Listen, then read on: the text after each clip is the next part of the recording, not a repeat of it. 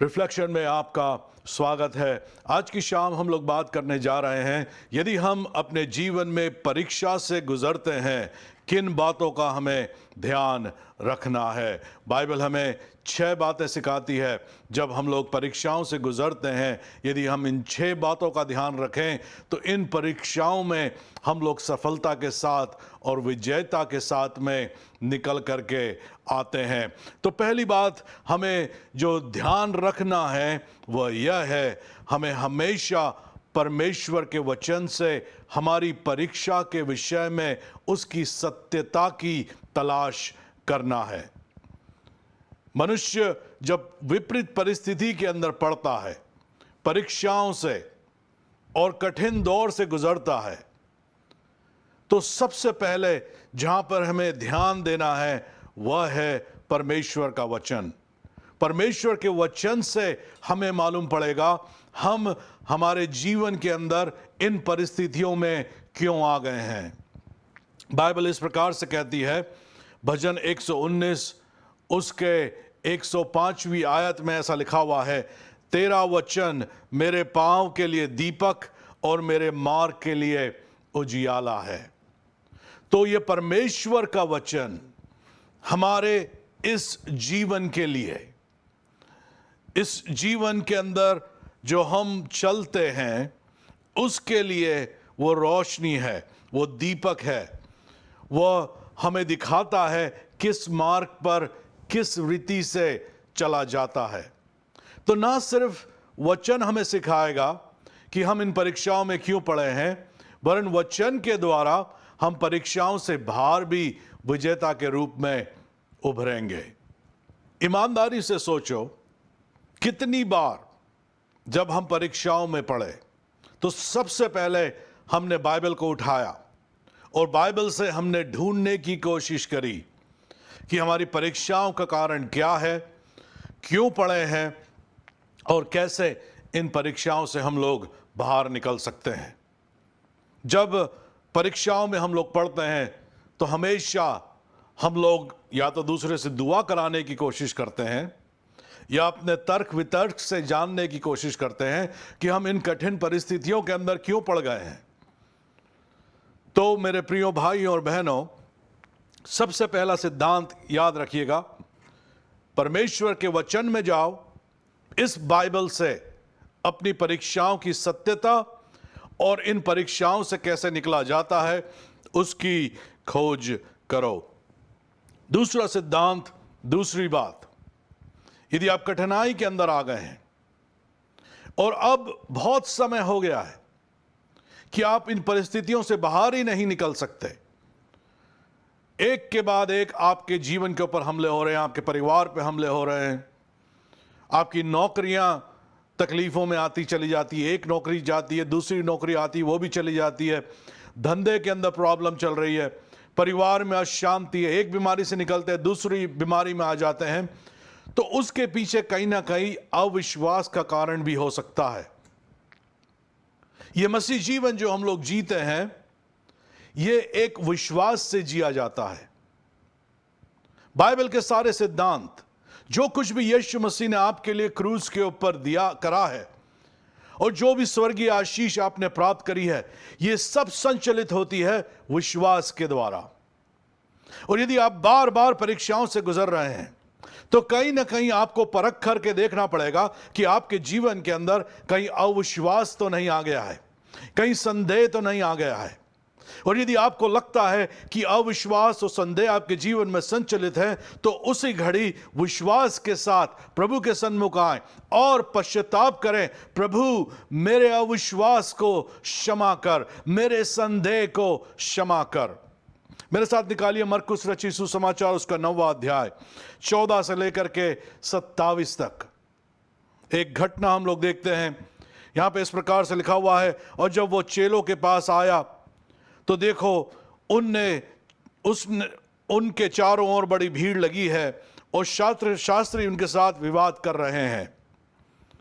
यीशु मसीह जब चेलों के पास में आया तो उसने देखा कि वहां पे वाद विवाद लगा हुआ है, एक बड़ी भीड़ लगी हुई है। 15वीं आयत से, और उसे देखते ही सब बहुत ही आश्चर्य करने लगे और उसकी ओर दौड़कर उसे नमस्कार किया। उसने उनसे पूछा, तुम इनसे क्या विवाद कर रहे हो? भीड़ में से एक ने उसे उत्तर दिया कि हे गुरु, मैं अपने पुत्र को भीड़ से एक ने उसे उत्तर दिया कि हे गुरु, मैं अपने पुत्र को जिसमें गूंगी आत्मा समाई है तेरे पास लाया था। जहां कहीं वो उसे पकड़ती है वहीं पटक देती है, और वह मुंह से फेन भरता और दांत पीसता और सूखता जाता है। और मैंने चेलों से कहा कि उसे निकाल दे, परंतु वह निकाल ना सके। यह सुनकर उसने उनके उत्तर दे के कहा कि हे विश्वासी लोगों, मैं कब तक तुम्हारे साथ रहूंगा और कब तक तुम्हारी सहूंगा?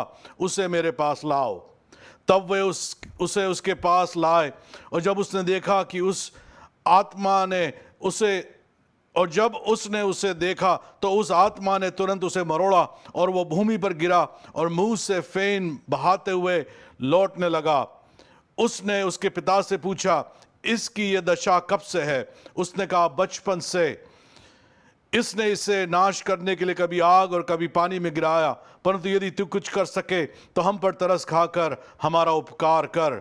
यीशु ने उससे कहा, यदि तू कर सकता है, यह क्या बात है? विश्वास करने वाले के लिए सब कुछ हो सकता है। यहां पर एक व्यक्ति अपने बेटे को लेकर के आता है, उसके अंदर दुष्ट आत्मा है, और जब चेले उस व्यक्ति के बेटे की दुष्ट आत्मा नहीं निकाल पाते हैं तो वो यीशु मसीह के पास में आकर के एक प्रकार से शिकायत करता है। वो कहता, प्रभु मैं तेरे पास लाया था, तेरे चेले इस दुष्ट आत्मा को निकाल नहीं पाए। और उस समय यीशु मसीह इस पिता से कहता है, जब ये पिता यीशु मसीह से कहता, प्रभु यदि तू कुछ कर सकता है तो कर, इसको छुटकारा दे, हम पे बड़ा उपकार कर। यीशु मसीह कहता, ये क्या बात है कि तू कर सकता है कि नहीं कर सकता है? विश्वास करने वाले के लिए सब कुछ हो सकता है। कई बार हमारी परीक्षाओं का, कठिन समयों का कारण हमारा अविश्वास होता है। कहीं ना कहीं आपको विश्वास करना पड़ेगा। आप पूरे समय दूसरे पे विश्वास के लिए निर्भर नहीं हो सकते। हम लोग कोशिश करते हैं कि दूसरा हमारे लिए विश्वास करे, और कई बार प्रभु हम पे अनुग्रह करता है जब हम लोग मसीह के अंदर बालक अवस्था में होते हैं, परंतु हम हमेशा पूरी जिंदगी भर दूसरे के ऊपर निर्भर नहीं हो सकते। भले ही वो एक पास्टर हो या प्रार्थना योद्धा हो, कोई भी हो, आप उसके ऊपर निर्भर नहीं हो सकते। 24वीं आयत में लिखा हुआ है, बालक के पिता ने तुरंत गिड़गिड़ा कर कहा, हे प्रभु मैं विश्वास करता हूं, मेरे अविश्वास का उपाय कर। तो उसी समय जब इस व्यक्ति को अपने अविश्वास की दशा दिखाई दी कि यह समस्या चेलों के साथ नहीं थी, समस्या का उत्तर जो है यीशु मसीह नहीं रोक के रखा हुआ था, तो इस व्यक्ति ने उसी समय गिर करके अंगीकार करा, प्रार्थना करी, कहा, प्रभु मैं विश्वास करता हूं, मेरे अविश्वास का उपाय कर दे। 25वीं आयत, जब यीशु ने देखा कि लोग दौड़कर भीड़ लगा रहे हैं तो उसने अशुद्ध आत्मा को यह कहकर डांटा कि हे गूंगी और बहरी आत्मा, मैं तुझे आज्ञा देता हूं, उसमें से निकल आ और उसमें फिर कभी प्रवेश न कर। तब वह चिल्लाकर और उसे बहुत मरोड़ कर निकल आई, और बालक मरा हुआ सा हो गया, यहाँ तक कि बहुत लोग कहने लगे कि वह मर गया। परंतु यीशु ने उसका हाथ पकड़ करके उसे उठाया और वह खड़ा हो गया। तो जो इसका छुटकारा था वो विश्वास के ऊपर निर्भर था, और जब तक उसका पिता उस अविश्वास से निकल करके विश्वास के अंदर नहीं आया, वो बचपन से ही उसके बेटे के साथ जो समस्या थी वो बरकरार रही। तो कई बार हमको हमारे अविश्वास का अंगीकार करके प्रभु से माफ़ी मांगनी है, प्रभु मुझे क्षमा कर, मेरे अविश्वास का उपाय कर। तीसरी बात हमें ध्यान रखनी है, जब भी हम परीक्षाओं से गुजरते हैं, तकलीफ़ों से गुजरते हैं, कठिन समयों से गुजरते हैं, तो उन समय हमें ध्यान रखना है कि हम ऐसे दबाव के अंदर आ जाते हैं जहाँ पे निराशाएं उठने लगती है। उस निराशाओं के अंदर से उठ करके खड़े होने के लिए जरूरी है कि हमारा हृदय आभारी बना रहे। धन्यवादी हृदय को हमको रखना है। बाइबल कहती है पहला थिस्सलुनीकियों उसका 5वां अध्याय उसकी 18वीं आयत के अंदर, हर बात में धन्यवाद करो क्योंकि तुम्हारे लिए मसीह यीशु में परमेश्वर की यही इच्छा है। जैसी भी बात में है, कैसे भी परिस्थिति में क्यों ना हो, एक धन्यवादी हृदय को रखो। क्यों? क्योंकि उन परिस्थितियों के अंदर से ही एक बड़ी विजय आपको मिलेगी। आज मैं आपको संदेश दे रहा हूं, आपको मैं बता रहा हूं परमेश्वर छुटकारा देने वाला है। आप सुन रहे हैं, विश्वास कर रहे हैं, परंतु एक अनुभव के द्वारा जब आप जानते हैं परमेश्वर हमारा छुटकारा देने वाला है, परमेश्वर हमारी प्रार्थनाओं का उत्तर देने वाला है, तो उन अनुभव के द्वारा एक अद्भुत गवाही हमारे जीवन में आती है, एक परिपक्वता आती है। तो हर एक परीक्षा के अंदर एक सकारात्मक बात को भी ढूंढना हमें जरूरी है। आज मैं जानता हूं परमेश्वर मेरी जरूरतों को पूरा करता है। क्यों? क्योंकि मैं अपने जीवन में ऐसी जगहों पे आया जहां पर मेरी जरूरतें पूरी नहीं हो रही थी, कमी और घटी थी। मैंने उन कमी घटियों का सामना करा, परंतु आज जब मैं देखता हूं कि उन कमी घटी के अंदर मैंने परमेश्वर के हाथ को देखा और परमेश्वर ने कैसी मेरी जरूरतों को पूरा किया, उसके द्वारा मैं समझता हूं अनुभव के द्वारा कि मेरा परमेश्वर यहोवा ईरे है। परमेश्वर मेरे लिए मार्ग खोलने वाला परमेश्वर है, परमेश्वर मेरा सहायक है। कैसे जाना? इन परिस्थितियों को अनुभव करके ही मैंने जाना है। उदाहरण के लिए देखते हैं लूका उसका 9वां अध्याय 12 से लेकर के 17वीं आयत तक। बाइबल इस प्रकार से कहती है, जब दिन ढलने लगा तो बाहरों ने आकर उससे कहा, भीड़ को विदा कर कि चारों ओर के गांव और बस्तियों में जाकर टिके और भोजन का उपाय करें, क्योंकि यहाँ सुनसान जगह में है। उसने उनसे कहा, तुम ही खाने को दो। उन्होंने कहा, हमारे 5 रोटियां और 2 मछलियों को छोड़ कुछ नहीं, परंतु हाँ, यदि हम जाकर इन सब लोगों के लिए भोजन मोल लें तो हो सकता है। वे लोग तो 5000 पुरुष के लगभग थे। यीशु मसीह ने कहा इन 5000 लोगों के विषय में चेलों से, इन्हें तुम खाने को दो। उसने कहा, प्रभु हमारे पास तो सिर्फ 5 रोटियां और 2 ही मछलियां हैं। तब उसने अपने चेलों से कहा, उन्हें 50-50 करके पाती में बिठा दो। उन्होंने ऐसे ही किया और सबको बैठा दिया। 16वीं आयत, तब उसने वे 5 रोटियां और 2 मछली ली और स्वर्ग की ओर देखकर धन्यवाद दिया और तोड़कर चेलों को देता गया कि लोगों को परोसे। सो सब खाकर तृप्त हुए और बचे हुए टुकड़ों से 12 टोकरी भरकर उठाई। तो क्या हुआ यहां पर? जब जरूरत आई, 5000 लोगों को खाना खिलाने के लिए यीशु मसीह ने कहा, तो वहां पर 2 मछलियां और 5 रोटी थी। तो यीशु मसीह ने क्या करा? इस जरूरत के अंदर एक आभारी हृदय के साथ में स्वर्ग की ओर धन्यवाद देते हुए उस रोटियों को तोड़ना शुरू किया। और क्या हुआ? एक बड़ा चमत्कार वहां पर हुआ। 5000 लोगों ने जी भर के खाना खाया और 12 टोकरी टुकड़े जो बच गए थे उनको उस खाने में से उनने उठाया। अब ये इन सब बात के अंदर जो मेन सिद्धांत, जो मेन चीज है, वो ये देखना है, यीशु मसीह का हृदय धन्यवादी हृदय था। और ये हमारे लिए एक उदाहरण है, हमारे लिए ये एक चुनौती है कि जब भी हम परीक्षाओं से गुजरते हैं तो एक आभारी हृदय को हम लोग रखें। किस बात के लिए हमें धन्यवाद देना है? यीशु मसीह ने यह धन्यवाद नहीं दिया, प्रभु तेरा धन्यवाद हो कि यहाँ पे बड़ी भीड़ है और हमारे पास कुछ खाने को नहीं है, इसके लिए उसने धन्यवाद नहीं दिया। जो उसके हाथ में था 5 रोटी और 2 मछली, उसको लेकर के उसने प्रभु को धन्यवाद दिया। तो जो भी परीक्षाओं से गुजर रहे हैं आप, ऐसी चीजों को देखो जिसके लिए आप धन्यवाद दे सकते हैं। यदि आपको रात में एक छोटी सी बात, नींद भी आती है, उसके लिए प्रभु को धन्यवाद दो। प्रभु धन्यवाद हो, कई लोग सो नहीं सकते परंतु मैं सो सकता हूं, उसके लिए तेरा धन्यवाद हो। यदि आपके पास स्वच्छ पानी है पीने के लिए, उसके लिए धन्यवाद दो। प्रभु धन्यवाद हो इस पानी के लिए, धन्यवाद हो भले ही एक रोटी आपके पास हो, प्रभु धन्यवाद हो तूने ये रोटी मुझे दी है। आभारी हृदय को लेकर के। कई लोग बड़े नकारात्मक होते हैं, कोई सी भी बात हो, कहीं पे भी हमेशा नकारात्मक बात ही उनको दिखाई देती है।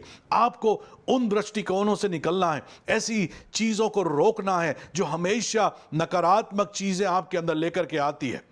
ऐसी दुष्ट आत्माओं का भी सामना करना, कहना शैतान मेरे सामने से दूर हो यीशु के नाम से। हर एक नकारात्मक आत्माएं यीशु के नाम से दूर हो जाए, और ऐसी बात जो सुहावनी है, ऐसी चीजें जो आपके जीवन में हो रही है, उसके लिए प्रभु को धन्यवाद देना है। चौथी बात, जब आप परीक्षाओं से गुजर रहे हैं, कठिन समयों से गुजर रहे हैं, पवित्र आत्मा के ऊपर निर्भर रहें। बाइबल इस प्रकार से कहती है, यूहन्ना उसका 14वां अध्याय उसकी 16वीं आयत, और मैं पिता से विनती करूंगा कि वह तुम्हें एक और सहायक देगा कि वह सर्वदा तुम्हारे साथ रहे। यीशु मसीह ने कहा पवित्र आत्मा सर्वदा हमेशा तुम्हारे साथ रहेगा। हम लोग कई बार चर्च के अंदर जाते हैं या मीटिंग के अंदर जाते हैं, कई बार हम लोग गाना गाते हैं, पवित्र आत्मा तू आ, और इसमें कोई गलत नहीं, आप गा रहे हैं, परंतु वो बाइबल के अनुसार परमेश्वर का आत्मा आपको छोड़ के नहीं गया है। ऐसा नहीं कि आप जब चर्च छोड़ के चले गए तो परमेश्वर का आत्मा वापस स्वर्ग चला गया और आप अकेले चले गए घर पे, और जब संडे को आप चर्च में आए या मीटिंग के अंदर आए तो फिर गाना गा करके हमको पवित्र आत्मा को बुलाना है। पवित्र आत्मा हमेशा हमारे साथ में है, हमारे अंदर है।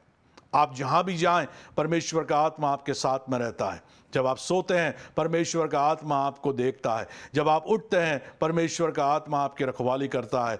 आप जहाँ भी जो भी दिनचर्या कर रहे हैं परमेश्वर का आत्मा आपके साथ में। जिस प्रकार से आप अपनी आत्मा को छोड़ करके नहीं जाते हैं, उस प्रकार से परमेश्वर का आत्मा आपकी आत्मा के साथ एक हो गया है।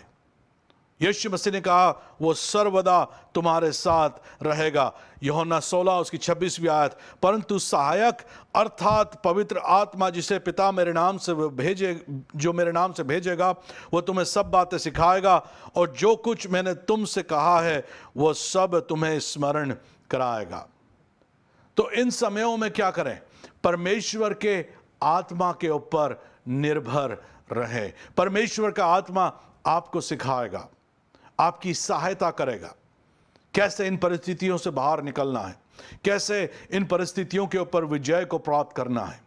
कई बार हमारे जीवन के अंदर तकलीफों के कारण दुष्ट आत्माएं होती है, कई प्रकार के अविश्वास के श्राप होते हैं, कई बार लोग हमारे लिए फंदे को लगाते हैं। इन सब बातों का प्रकटीकरण परमेश्वर का आत्मा करता है और वो हमारा सहायक है। यदि हम लोग दुखों से गुजर रहे हैं, तकलीफों से गुजर रहे हैं, आंसुओं से गुजर रहे हैं, तो परमेश्वर का आत्मा हमें सांत्वना देता है, शांति देता है। वो हमारा सबसे बड़ा सहायक है। तो उस परमेश्वर के आत्मा के ऊपर निर्भर हो। कभी भी आपको तकलीफ आती है, दिन में गलत विचार आते हैं, मनी में प्रार्थना करें, हे परमेश्वर, हे पवित्र आत्मा मेरी मदद कर, हे पवित्र आत्मा मुझे दिखा, हे पवित्र आत्मा मुझे मेरी सहायता कर, हे पवित्र आत्मा मेरी मदद कर। और आप देखेंगे अद्भुत रीति से परमेश्वर का आत्मा आपके जीवन के अंदर कार्य करने लगेगा और उसकी सहायता को और उसके हियाव को और उसकी सांत्वना को आप रोज प्रतिदिन महसूस करेंगे। अब पांचवी बात हम लोग देखते हैं, जब आप परीक्षाओं से गुजर रहे हैं, कठिन दौर से गुजर रहे हैं, तो परमेश्वर से बुद्धि की प्रार्थना करें। प्रभु से प्रार्थना करें कि आपको बुद्धि परमेश्वर दे। कई बार परमेश्वर हमें बुद्धि देता है ताकि हम लोग इन परीक्षाओं से बाहर निकल सकें। मेरे साथ निकालिए याकूब की पत्री, उसका पहला अध्याय 2 से लेकर के 5 तक इस प्रकार से लिखा हुआ, हे मेरे भाइयों, जब तुम नाना प्रकार की परीक्षा में पढ़ो तो इसे पूरे आनंद की बात समझो, यह जानकर कि तुम्हारे विश्वास के परखे जाने से धीरज उत्पन्न होता है। पर धीरज को अपना पूरा काम करने दो कि तुम पूरे और सिद्ध हो जाओ और तुम में किसी बात की घटी ना हो। पर यदि तुम में से किसी को बुद्धि की घटी हो तो परमेश्वर से मांगे जो बिना उलाहना दिए हुए सबको उदारता से देता है और उसको भी दी जाएगी। तो बुद्धि और परीक्षा कठिन समयों का साथ में वर्णन करा गया है। जो बाइबल यहाँ पे बुद्धि की बात कर रही है, ये वो पढ़ाई वाली बुद्धि की बात नहीं कर रही है। बाइबल बात कर रही है कैसे परीक्षाओं के अंदर से खड़े होकर के निकलना है। उसके लिए परमेश्वर से बुद्धि की प्रार्थना करो। यदि आर्थिक तंगाई आ रही है आपके जीवन में, एक के बाद एक प्रभु से बोलो, प्रभु मुझे बुद्धि दे, कैसे मैं इस परिस्थिति से बाहर निकल करके आऊं। यदि व्यापार में तकलीफ आ रही है, प्रभु मुझे बुद्धि दे, मुझे समझा, या मुझे दूसरा व्यापार शुरू करना है, या क्या मैं करूं कि इस व्यापार के अंदर जो मंदी आ रही है इससे बाहर निकल करके आ जाऊं। परिवार के अंदर समस्या आ रही है, प्रभु मुझे बुद्धि दे, इस समस्या का मैं कैसे सामना करूं, क्या तू मुझे समझाना चाह रहा है, कैसे मैं इसके साथ में व्यवहार करूं कि मैं इन परीक्षाओं से बाहर निकल करके आ जाऊं। और जब बुद्धि की हम लोग प्रार्थना करते हैं तो ध्यान रखिए, बाइबल यह भी कहती है धीरज को हमको धरना है। जब हम धीरज के साथ में इन परीक्षाओं से गुजरते हैं, प्रभु से मांगे, प्रभु मुझे बुद्धि दे, और हम विजयता के साथ में, बाइबल कहती है, इन परिस्थितियों से निकल जाएंगे। और जो परीक्षाएं हैं उनके साथ में हमारे लिए एक गवाही भी होगी कि परमेश्वर ने हमारे जीवन में कैसे अद्भुत काम किए हैं। छठी बात और अंतिम बात, जब भी हम परीक्षाओं से गुजरते हैं, कठिन समयों में गुजरते हैं, तो हमेशा प्रार्थना करें और प्रभु के सन्मुख ठहरे रहें। बाइबल कहती है, पहला यशा नबी की पुस्तक, उसका 40वां अध्याय 28 से 31 तक, क्या तुम नहीं जानते, क्या तुमने नहीं सुना, यहोवा जो सनातन परमेश्वर और पृथ्वी भर का सृजनहार है, वह न थकता न श्रमित होता और उसकी बुद्धि अगम है। वह थके हुए को बल देता है और शक्तिहीन को बहुत सामर्थ्य देता है। तरुण तो थकते और श्रमित हो जाते और जवान ठोकर खाकर गिरते हैं, परंतु जो यहोवा की बाट जोते हैं वे नया बल प्राप्त करते जाएंगे। वे उकाबों की नाई उड़ेंगे, वे दौड़ेंगे और श्रमित ना होंगे, चलेंगे और थकित ना होंगे। भजन संहिता 34 उसकी 17वीं आयत इस प्रकार से कहती है, धर्मी दुहाई देते हैं और यहोवा सुनता है और उनको सब विपत्तियों से छुड़ाता है। परीक्षाओं के अंदर प्रभु के सन्मुख ठहरे रहें, प्रार्थना में लगे रहें, और इसके द्वारा आप हर एक विपरीत परिस्थितियों के अंदर से बाहर आ जाएंगे। प्रार्थना आपके अंदर सामर्थ लेकर के आएगी, क्योंकि जब हम प्रार्थना करते हैं तो हम लोग परमेश्वर के साथ बातचीत करते हैं, और परमेश्वर के साथ इस वार्तालाप से, कम्युनिकेशन से हमारी आत्मा और अधिक जागृत होती है और सामर्थी होती चली जाती है। परीक्षाओं के अंदर क्या करना है? प्रार्थना करना है, प्रभु के सन्मुख ठहरे रहना है। यदि आपको ऐसा लगता है, अरे मुझे तो प्रार्थना के अंदर मन ही नहीं लगता, कई लोग हमसे फ़ोन लगा के कहते हैं कि हमसे तो प्रार्थना करते ही नहीं बनती है। इसीलिए जो शब्द चेला आया है उसको इंग्लिश के अंदर वर्ड डिसाइपल आया है, और डिसाइपल जो शब्द है उसका मतलब होता है डिसिप्लिन। उसका तत्व डिसिप्लिन होता है, अनुशासन। चेले के अंदर, हिंदी के अंदर वो सेंस नहीं करता है, परंतु जो हकीकत में अनुवाद होना चाहिए था वो होना चाहिए था अनुशासित। प्रभु यीशु मसीह का अनुयायी चेलों के बदले। विश्वासी का मतलब होता है यीशु मसीह का अनुशासित, उसके पीछे चलने वाला, यह विश्वासी है। तो बाइबल के अंदर यदि आपको बाइबल के रीति से विश्वासी जीवन जीना है तो कहीं ना कहीं वहां पे अनुशासन आना जरूरी है। यदि आप एक नौकरी करते हैं तो कितनी बार सुबह आप उठ करके बोलते हैं, अरे आज तो मुझे बड़ा अच्छा लग रहा है, आज तो काम पे मैं जाऊंगा। रोज बोलते हैं। कितनी बार आप उठे और आपको लगा आज तो मुझे जाने की इच्छा बिल्कुल नहीं हो रही, मन ही नहीं कर रहा, फिर भी आप उठ करके गए, काम करा, खाना खाया।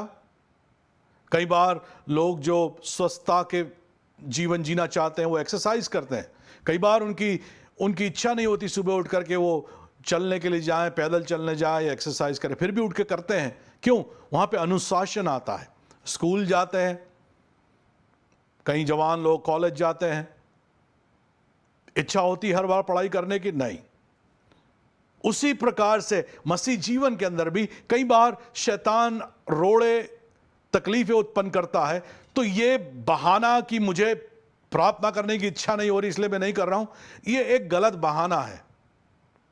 क्योंकि यदि आप अनुशासित होकर के दुआ करेंगे तो थोड़े समय में वो आपके लिए एक ऐसी बात हो जाएगी कि उसके बिना आपसे रहा नहीं जाएगा। जैसे कई लोग बिना चाय पिए कुछ कर ही नहीं सकते, उठते से ही उनको चाय चाहिए, नहीं तो पूरे दिन उनका सिर दुखता रहेगा। उसी प्रकार से एक आदत सी हमको डालनी है प्रार्थना की, प्रभु के सन्मुख ठहरने की। और विशेषकर जब कठिन समस्या आ रही है, तकलीफें आ रही है, तो और अधिक हमको प्रार्थना करना है। भले ही हमारे मुंह से शब्द नहीं निकल रहे हो, प्रभु के सामने गिर पड़े, घुटनों पे आ जाके प्रभु मेरी मदद कर, और बस प्रभु के सन्मुख रहे हैं। कई बार शब्द नहीं निकल रहे हैं, फिर भी कहें प्रभु मेरी मदद कर। विश्वास के साथ करी हुई प्रार्थना आपके जीवन को पूरी तरीके से बदल देगी। समस्याओं से गुजरते हैं, तकलीफों से गुजर रहे हैं, 6 बातों का ध्यान रखें। परमेश्वर के वचन में हमेशा तलाश करें आप क्यों समस्याओं से गुजर रहे हैं। अविश्वास का अंगीकार करें, प्रभु से माफ़ी मांगे, अपने जीवन में आभारी रहें, पवित्र आत्मा पे निर्भर रहें, बुद्धि के लिए प्रार्थना करें और हमेशा प्रार्थना करें और प्रभु के सन्मुख ठहरे रहें। यदि यीशु मसीह आपका प्रभु नहीं है, आज की शाम आपके लिए एक सुनहरा अवसर है। मेरे पीछे ये प्रार्थना करें और यीशु को अपना उद्धारकर्ता स्वीकार करें। मेरे पीछे कहें, हे प्रभु यीशु, मैं तुझे अपना उद्धारकर्ता स्वीकार करता हूँ। मैं विश्वास करता हूँ कि तूने क्रूस पर अपनी जान दी और तीसरे दिन मुर्दों में से जी उठा। मैं विश्वास करता हूँ तू मेरा प्रभु है, यह मेरा अंगीकार है। प्रभु मुझे अपनी आत्मा से भर। धन्यवाद हो यीशु, तू मेरा प्रभु है, तेरे वचन के अंदर मैं बना रहूं। यदि आपने ये प्रार्थना मन से करी है और विश्वास से अंगीकार करा है, यीशु मसीह आपका प्रभु है, इस नए जीवन के अंदर आगे बढ़ें, हमारे साथ जुड़े रहें। प्रभु आपका बहुत आज से आशीष दे। अगले हफ्ते फिर आपसे मुलाकात होगी।